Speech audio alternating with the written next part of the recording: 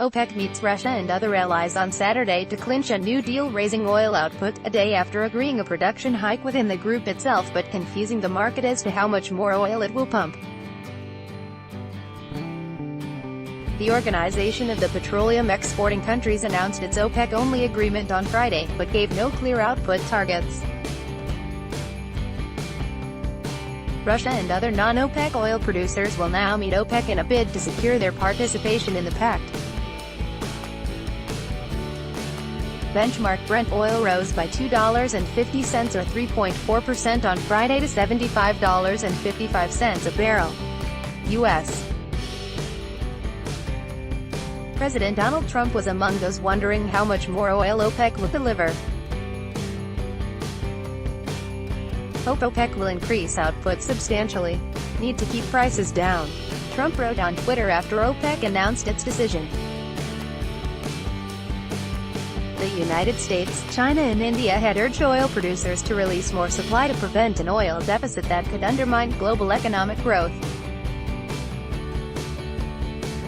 OPEC said in a statement that it would raise supply by returning to 100% compliance with previously agreed output cuts, but gave no concrete figures. Saudi Arabia said the move would translate into a nominal output rise of around 1 million barrel per day (BPD), or 1% of global supply, for OPEC and non-OPEC producers. Iraq said the real increase would be around 770,000 barrels of oil per day because several countries that had suffered production declines would struggle to reach full quotas.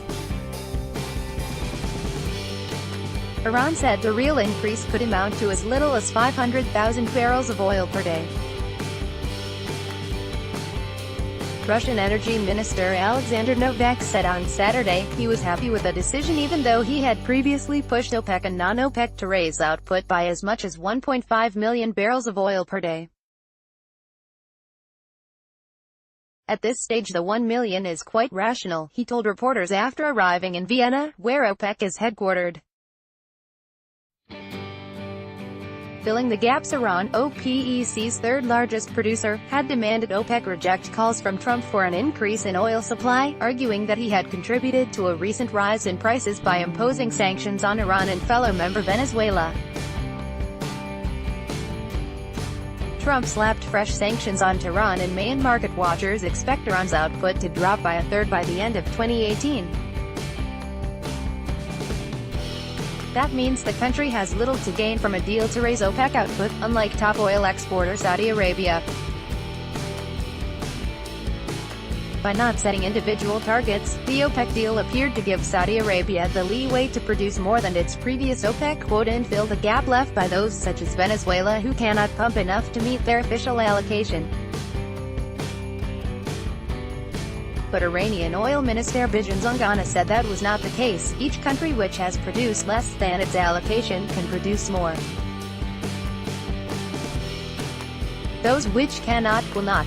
This means that Saudi Arabia can increase its production by less than 100,000 barrels of oil per day. Qatar can produce an additional 70,000 barrels of oil per day, Zongana told Argus Media.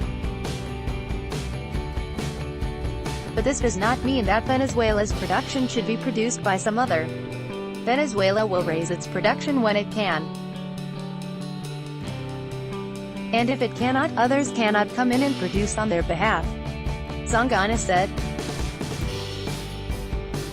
OPEC and its allies have since last year been participating in a pact to cut output by 1.8 million barrels of oil per day. The measure had helped rebalance the market in the past 18 months and lifted oil to around $75 per barrel from as low as $27 in 2016.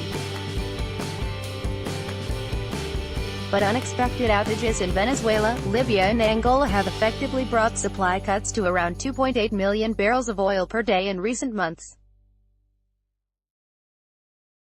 Saudi Energy Minister Khalid Al-Falih has warned the world could face a supply deficit of up to 1.8 million barrels of oil per day in the second half of 2018.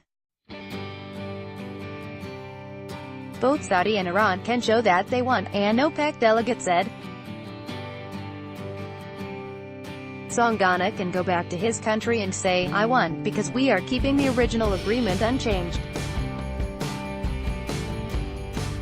Bala can go back and say, we will be able to raise production to meet market needs.